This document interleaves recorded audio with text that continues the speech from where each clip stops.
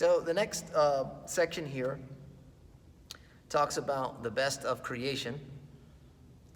And the Imam, this is a very short section, though it's packed filled with detail when you start to open it up. He says, the prophets are more virtuous than the saints. The prophets being al-Rusul, al-Anbiya, and the saints being al-Awliya. So you have al-Anbiya and you have al-Awliya. Both are more virtuous than the angels, being the Malaika. So when we start to unpack that, that's it. I mean, that's the extent of this section. The prophets are more virtuous than the saints. Both are more virtuous than the angels. So the most virtuous of Allah's creation, without a doubt, is the Prophet Muhammad sallallahu alaihi wasallam. And there's no debate regarding this conclusion.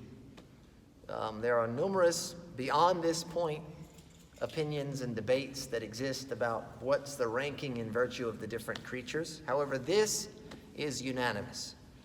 It says, after our Prophet alayhi salam, the final and last messenger, which is from the particulars of our beloved Prophet sallallahu alaihi wasallam, are the strong-willed, mighty messengers, and they follow in rank. You know, the concept that the prophets and messengers vary in degree is something that's found in the Quran. تِلْكَ الرُّسُلُ فَضَّلْنَاهُمْ بَعْضَهُمْ عَلَى بَعْض. Allah says, these are the messengers which we have raised in rank one over the other. So there are those that are more virtuous, if you will, and those that are of lesser degree. However, as a category, generally speaking, they're all reached a degree or the pinnacle of perfection, or they've reached a degree of perfection. And within that perfection or completeness, if you will, there's the nuanced details and distinguishing qualities, one over the other. So when we're talking about the strong-willed, mighty messengers, that's basically what means ulul azm min ar-rusul, which is also found in the Quran, explicitly mentions the name of 4, which includes the Prophet ﷺ, because it was a command to him to be like the ulul azm, or the strong-willed, mighty messengers. And they include Ibrahim, Musa, Isa, and Nuh. Peace be upon all of them. Ibrahim, this is not chronological. As you can see, Nuh is out of place. Ibrahim, Musa, Isa, and then Nuh. But this is an order of ranking. So it's the Prophet ﷺ, then after him in virtue is Ibrahim, and then Musa, and then Isa, and then Nuh alayhi salatu wasalam. And this ranking or this order is what was held by the great Imam Ibn Hajar al-Asqalani, rahimahullah ta'ala. This is a descending order that you can find in his explanation of Sahih al-Bukhari. This was his conclusion. And many of the scholars agreed with this conclusion, though there are other arguments or there are other conclusions to be had. These 4, along with the Prophet ﷺ, so you have Muhammad ﷺ, Ibrahim, who's next? Musa, Isa, and Noah. Very good. Those are important. Those are the 5 strong-willed, mighty messengers. There's a total of 5 that you'll find in the Quran. And after that,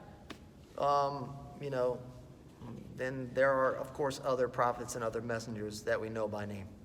And they were considered to be such, ulul azm, which means like strong-willed, it means mighty, it means, serious, if you will, due to the severe trials that they had to go through while they were establishing the message. They were establishing the law, the sharia of Allah. And those were trials that they had to face as decreed by Allah subhanahu wa ta'ala. And if you think about them, you will find that they all faced great trials. Ibrahim faced the trial of the fire. He faced the trial of his son, Ismail,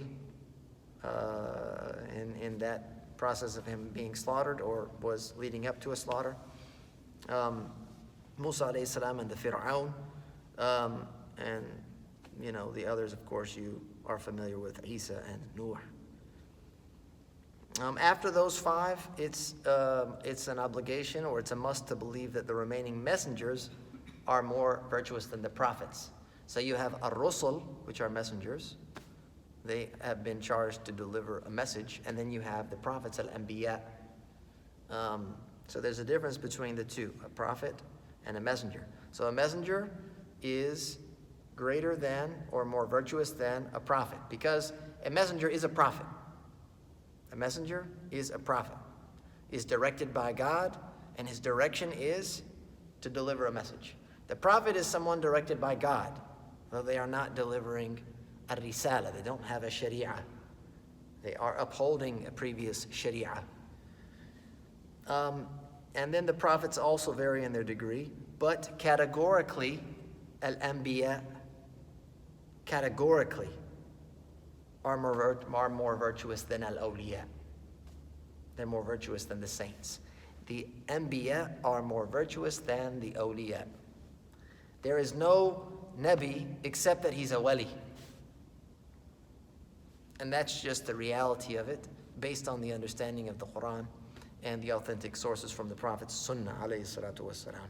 There is not a Nabi except that he's a wali, except that he is min awliya'illah, which are like, we're translating as saints, but it's, much more robust in meaning than that. An ally of Allah, or a chosen, worshiper or righteous person of Allah subhanahu wa ta'ala. And then after that after the Anbiya are the saints, al-awliya. And then after that are the angels. The angels follow in virtue. And this particular argument, or this issue, this topic about the ranking of the angels versus mankind is something that many, many, many people have written about and spoken about over the history of Islamic scholarship, delved into the nuances and the details of their argument. But in general, the angels follow in virtue. And this is what the great Imam Ahmad had to say, that Bani Adam is afdal min al-malaika in general. And he said that if anyone says different or otherwise, then they have erred. They have erred. Perhaps even spoken wrongfully without knowledge. So the angels follow in virtue. And again, some have gone into the depths of the details of that. When is an angel more virtuous than a human? Like, if it's an open sinner, is the open sinner more virtuous than the angel? And some would say no, not in this case. And they would talk about the difference between human beings and animals, al-baha'im, when the human being is more giving to their desires, they are lesser than an animal. When they are, more giving to their intellect, then they are greater or better than an animal. And so on and so forth, without getting into the details of all of that. This is what we're going to cover tonight, talking about kind of the rank of Allah's creation.